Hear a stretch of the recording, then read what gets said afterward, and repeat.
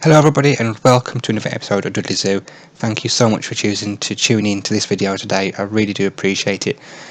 What we're going to be doing today is having a quick look at the castle because a few people on Reddit have asked for a closer look at it now rather than in a few episodes time, just to get a bit of a better idea of how I built it, what it looks like at the moment, and so I will be giving you guys that overview during the video. I'll also be having a look at some changes I've made to the reptile house because I've done some more research. I found some more photos, came across a really good website, Zoo Chat, which loads of people post photos of their visits to the different zoos across the whole world. So managed to come across Dudley Zoo, and I found some more photos of the inside of the reptile house, and it gave me a bit more of a better understanding of the layout. So I have made some changes offline. I will explain those as we go through the video, and yeah, looking forward to showing you what I've done and kind of continuing to build this zoo with you guys. Here you can see I've actually started working on the entrance to the reptile house, and I've created a custom door using some painted wooden pieces, some glass pieces, and the signage holder, which I've just coloured in grey, which I found makes a really good kind of handle or a push-pull element to the door. So that looks really good actually, I think. And as we go in, we can see I've actually created another custom door because the doors in game are too small for what they actually need to be. They're really tiny, and so I created some custom doors, and I've just used the different signage to indicate what each door means because they are the staff doors. So we've got the keeper's hut and access to the animals and so on.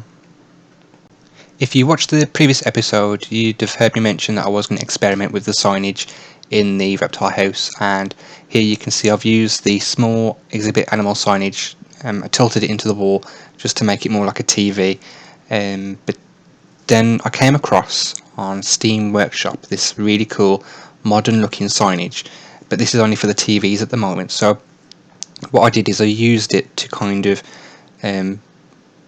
tailor it basically to create some small animal signage for the reptile house, and I think it looks really cool.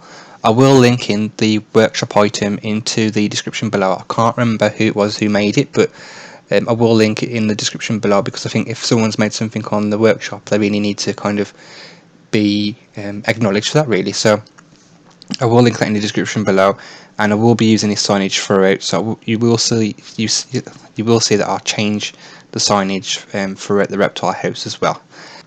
One of the things I did notice when I was doing some more research for this build was I had made a big mistake basically. So if you think back to episode 1, I had put small animal exhibits each side of the walkway leading round to the crocodile enclosure. Looking at the photos, it looks like more that the small animal exhibits are on the outside wall and then the main animal exhibits are in the middle, which helps to create that U shape, and you get a view of the smaller animals and then the main animals as you kind of walk around. So I have changed the layout of the reptile house to reflect that more. Another thing I hadn't realised was they actually have Nile Monitor Lizards in the reptile house. So the space that the crocodile took up in the first episode I've split into two. So there will be a Nile Monitor Lizard enclosure and then a crocodile enclosure as well.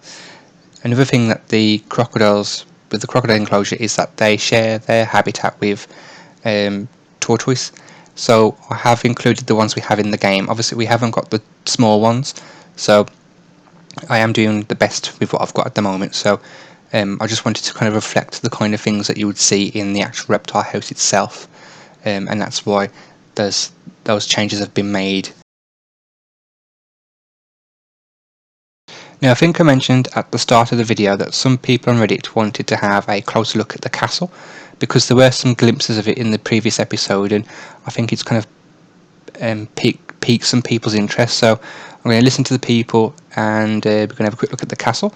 So here you can see I've actually mapped out the curtain wall just with some stone pieces, and I've also mapped out the kind of the layout of the paths, where the undercroft would be, where the ruined buildings would be, and you can see in the middle it's just a mess of pieces that I've been using to build the castle with. Here we have the keep. I quickly made 2 cannons because anyone that visits the castle will see the 2 cannons that kind of quite prominently project out over Dudley. I think they're from the Crimean War. The 2 Russian cannons, I'm sure they are, that have been brought back from the Crimean War. The keep has been made so that people can choose to walk up there if they want to. I know that they won't do because there's nothing up there to draw their attention, and unfortunately we don't have vista points in the game. Which if we did, I could include one of those up there, and it would be fantastic to see actually visitors to the castle walking around the keep, as people do at the actual Dudley Zoo. So hopefully maybe with the next DLC or a future update we will get vista points, and then I can kind of include that in there. But at the moment they won't walk up there. Here you can see I've actually started working on the gatehouse and the cafe area. This is the gatehouse, as you can see. I don't know what's happening there, it's a bit glitchy. But I've tried to kind of recreate that kind of the look of it as you walk down through the gatehouse. I don't know why there's terrain there. You should be able to see some stairs there, actually, some ruined stairs, so I'll just flatten that now while I'm thinking about it. And you see the ruin of the base of one of the towers, and the small door that's on the one side, and the other tower there. And I've just tried to kind of recreate it as much as as close as I can to the actual Dudley Zoo, really, the gatehouse. And this would be a very familiar sight to anyone that visits Dudley Zoo. Everyone who goes there will see this. It's a very good photo op, selfie capture point. So,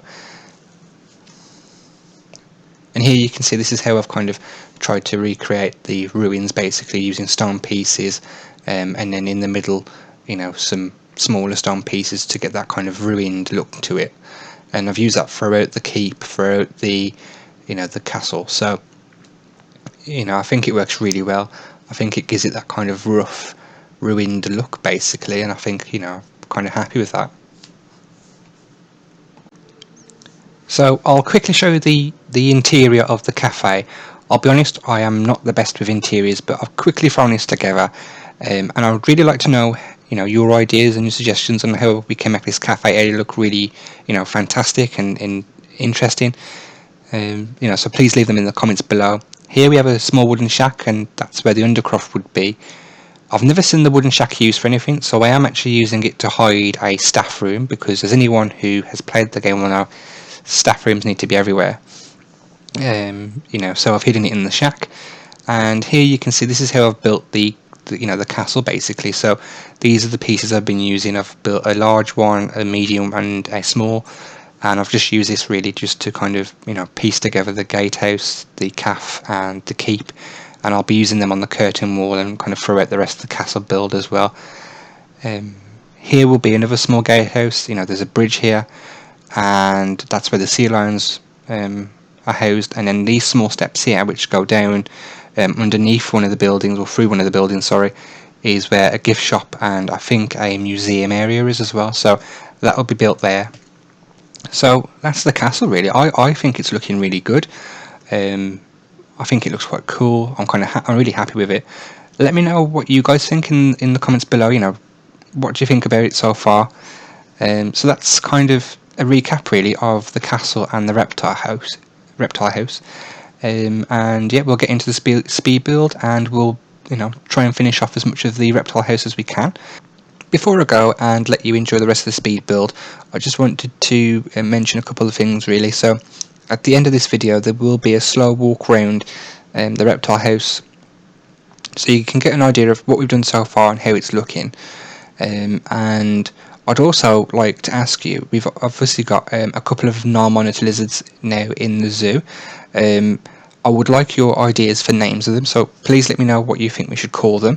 I think there are 3 at the moment. So please leave your suggestions in the comments. I really look forward to looking at those suggestions and choosing my 3 favourite names, and they'll be used in the zoo.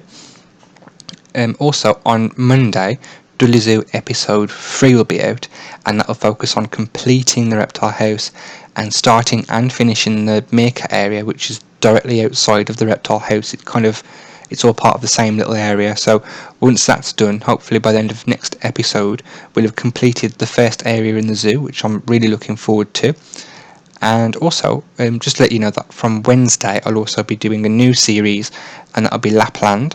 And as you can probably guess from the title, that'll be a really kind of Christmassy, wintry, winter wonderland themed build. So look out for that. That'll be on Wednesday. But yeah, that's it from me really. Please like, comment and subscribe. It really, really does help the channel out. And I will see you in the next one.